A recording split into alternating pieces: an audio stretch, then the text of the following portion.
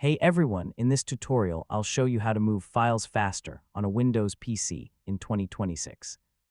So if file transfers are slow, freezing, or taking too long, this guide will help you speed everything up step by step. First, make sure you're using a fast USB port.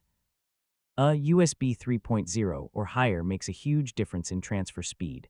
Next, avoid transferring thousands of small files at once, so this slows down the process a lot. Now compress large folders into a zip file before moving them. I mean, one file transfers much faster than hundreds of small ones. So close unnecessary apps while transferring files. This frees up system resources and improves speed. Next, use copy instead of cut when transferring important files. This ensures your data is safe in case something interrupts the process. Finally, use an SSD or external SSD for the fastest file transfers. So SSD drives are much faster than traditional hard drives. And that's how to move files faster on a Windows PC in 2026.